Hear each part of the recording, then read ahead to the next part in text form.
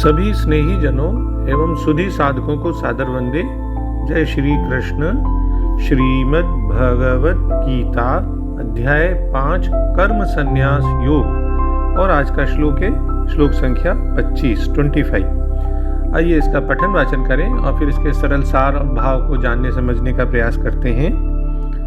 लभन्ते ब्रह्म निर्वाणम् ऋषयः क्षीण कल्मषाः छिन्नद्वैधायतात्मानः सर्वभूतहिते रताः।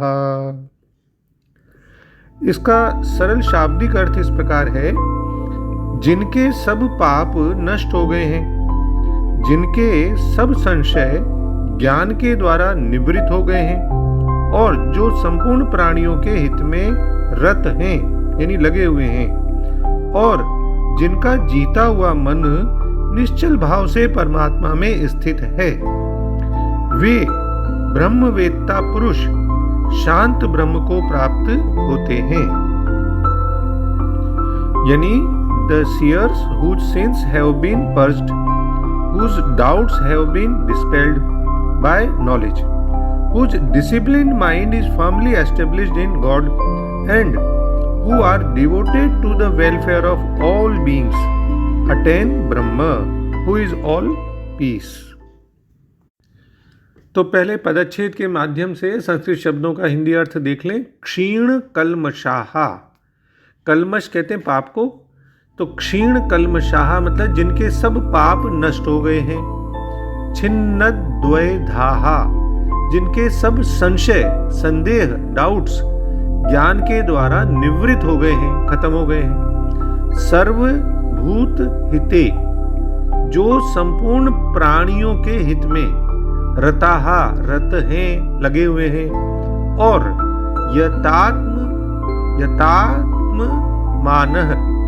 यतात्मानः यानी जिनका जीता हुआ मन निश्चल भाव से परमात्मा में स्थित है, वे ऋषयः ब्रह्मवेत्ता पुरुष ब्रह्म निर्वाणम शांत ब्रह्म को लभन्ते प्राप्त होते हैं।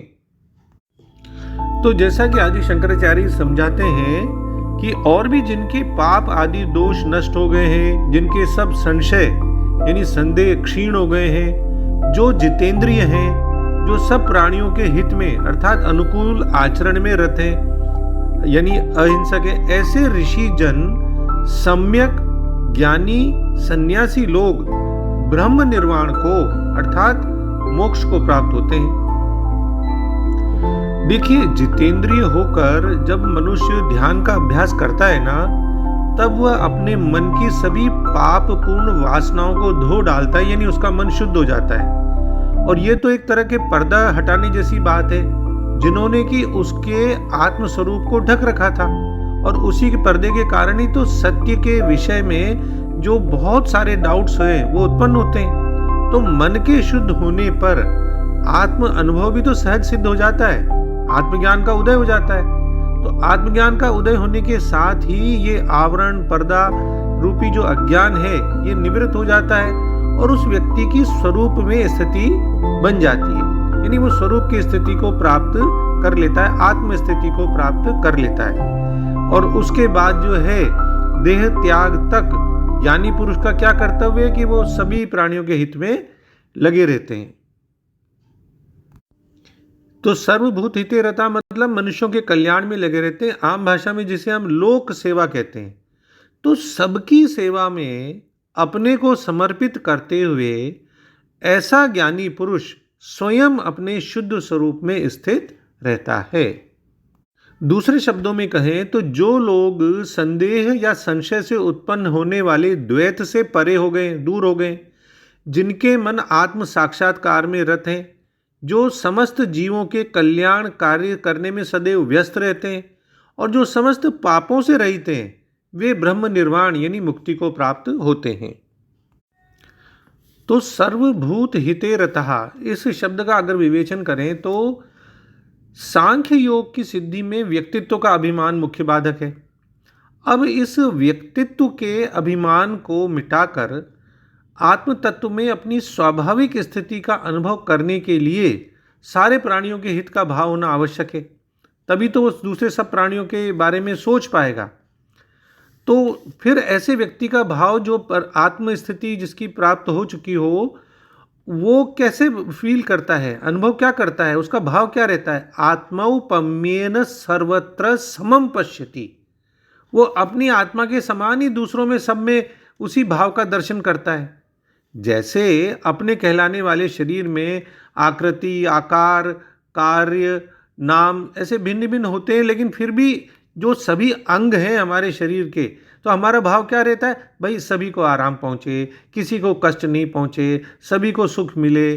कहीं भी दर्द होता है, कहीं भी कष्ट होता है, तो एक ही तरह का दर्द हमको अनुभव होता है। ठीक ऐसे ही रेस, रिलीजन, कास्ट, इनसे दूर, इनसे परे, वर्ण, आश्रम, संप्रदाय, साधन की पद्धति, इन सब अलग अलग होते हुए भी संपूर्ण प्राणियों के हित में एक स्वाभाविक रूप से ही वो रति होनी चाहिए, एक प्रीति होनी चाहिए, हित की भावना होनी चाहिए कि सबको सुख पहुँचे, सबका हित हो, कभी किसी को किंचित मात्र भी कष्ट न हो। तो ऐसे पुरुष की ऐसी ही भावना होती है। सर्वे भवन्तु सुखिनः, सर्वे सन्तु निरामया, सर्वे भद्राणि पश्यन्ति, माँ कश्चित् दुःख भाग् भवेत्। तो ये जो भावना है, ये बहुत ही अच्छी है, जो कि ऐसे व्यक्तियों में देखी जाती है। और ऐसे व्यक्तियों को ऋषियः ये कहा गया है। ये जो शब्द है ऋषि, इससे हमें ये आभास नहीं लेना चाहिए, ये अर्थ नहीं लगाना चाहिए कि कोई सफ़ेद दाढ़ी मूछ वाला व्यक्ति है, गेरुआ वस्त्र धारण करे हुए हैं, गुफाओं में, वनों में कहीं पे विचरण करता है, बहुत बड़ी उम्र का है, ऐसा नहीं है। ये ऋष धातु से बना है, संस्कृत के उससे, जिसका मतलब होता है ज्ञान। तो उस ज्ञान या विवेक को जो महत्व देने वाले होते हैं वो ऋषि कहलाते हैं। तो इस श्लोक में यही बताया गया है कि परमात्म तत्व को प्राप्त करने के बाद भी सांसारिक व्यवहार करते हुए विवेक पूर्वक वो जीवन जीते हैं, सब प्राणियों के हित में लगे रहते हैं। ऋषि के बारे में यह भी कहा गया कि ऋषि कौन है? जिसने इंद्रियों और मन को वश में कर लिया है और जो आत्मा में स्थित है वही ऋषि है। ये तो एक पद है, एक उपाधि है।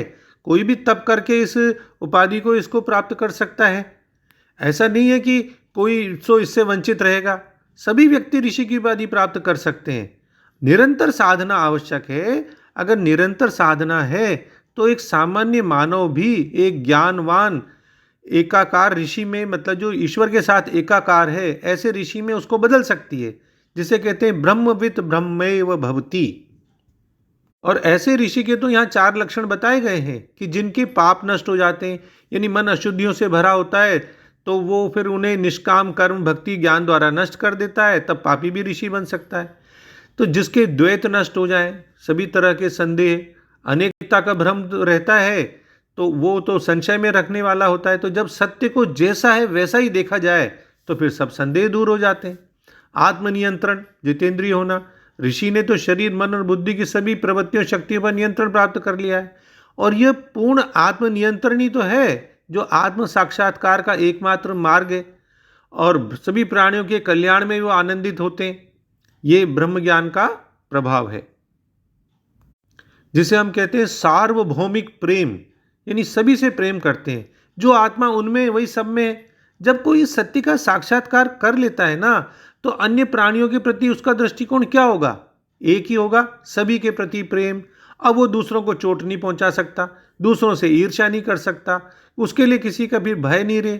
कोई उसके लिए अन्य, ये शब्द ही नहीं है उसके लिए, अन्य उसका, उसकी जिंदगी में कोई अस्तित्व तो नहीं है, क्योंकि उसने तो सभी प्राणियों के साथ एकता को अनुभव कर लिया है।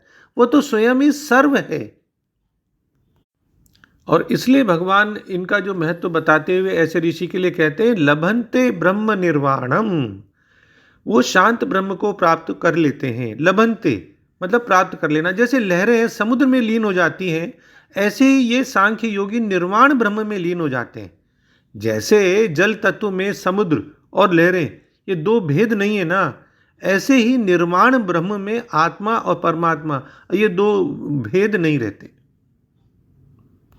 तो सरल शब्दों में इस पूरे श्लोक का भाव इस प्रकार है कि वे मनुष्य जिनके पाप समाप्त हो जाते हैं और जिनके संशय मिट जाते हैं और जिनका मन संयमित होता है, वे सभी प्राणियों के कल्याण के लिए काम करते हैं, कार्य करते हैं। वे भगवान को पा लेते हैं और फिर सांसारिक बंधनों से भी मुक्त हो जाते हैं। तो भगवान इस श्लोक में उन संत महात्माओं की अवस्था का वर्णन कर रहे हैं जो सभी प्राणियों के कल्याण में रत रहते हैं। रामचरितमानस में कितना सुंदर वर्णन है। पर उपकार बचन मन काया, संत सहज स्वभाव खग राया। करुणा संतों की स्वाभाविक प्रकृति है, संतों की। इससे प्रेरित होकर ही वे अपनी वाणी, मन और शरीर, मनसा वाचा कर्मणा, यानी अपनी वाणी, मन और शरीर का प्रयोग दूसरों के कल्याण के लिए करते हैं, परोपकार की भावना। पर इसमें केवल भौतिक उन्नति नहीं है शामिल दूसरों की, उनका आत्मिक कल्याण भी जरूरी है। परम कल्याण का कार्य मनुष्य की चेतना को भगवान की चेतना के साथ जोड़ने में सहायता करना है। और इस परोपकार के कार्य में ये ऐसे संत महापुरुष जो हैं वो तो शुद्ध मन से तल्लीन रहते हैं और अंत में जब वे मन को पूर्णतः शुद्ध कर पूरी तरह से भगवान के शरणागत हो जाते हैं, तब वे दिव्य आध्यात्मिक क्षेत्र में प्रवेश करके सदा के लिए परमात्मा का दिव्य लोक प्राप्त कर लेते हैं। इस श्लोक के संदर्भ में आगे आने वाले 12वें अध्याय भक्ति योग में जो तीसरा और चौथा जो दिया गया है श्लोक, वो भी भाव मतलब देखने योग्य है कि वे जो सभी इंद्रियों को अच्छी तरह से नियंत्रित करके हर जगह समान विचारधारा वाले सभी प्राणियों के कल्याण में आनंदित होना, जो अवर्णनीय शाश्वत सर्वव्यापी और अविनाशी ब्रह्म का ध्यान करते हैं, वे मुझे ही प्राप्त करते हैं। तो इस श्लोक में हमें कई बातों का उत्तर भी मिला। मोक्ष कौन प्राप्त कर सकता है? वही जिनके एक पाप नष्ट हो गए, दो जिनके संशय द्वंद्व दूर हो गए, तीसरा जो आत्मनियंत्रण में है और चौथा जो विश्व प्रेम से युक्त हैं। और ऋषि कौन है? जो इन सारे गुणों से युक्त है, वही ऋषि है। तो एक और संदेश जो है इस श्लोक के माध्यम से बहुत स्पष्ट है कि जो मनुष्य सारे अस्तित्व को भगवान में देखता है, वह पापियों अपराधियों में भी ब्रह्म को ही देखता है और फिर वह पूरे प्रेम और सहानुभूति के साथ उनके पास जाता है। यानी उस शाश्वत ब्रह्म का वो भी दूसरों को भी चिंतन करने के लिए प्रेरित करता है ताकि उनका भी सभी का कल्याण हो। खुद ही सेवा की भावना से कार्य नहीं करता, दूसरों में भी सेवा की भावना का विस्तार हो, इस उत्साह को जो है और प्रेरित करता है दूसरों में। वो मानता है कि सारे कार्य भगवान के लिए ही हैं। जगत हिताय कृष्णाय, जगत हिताय कृष्णाय।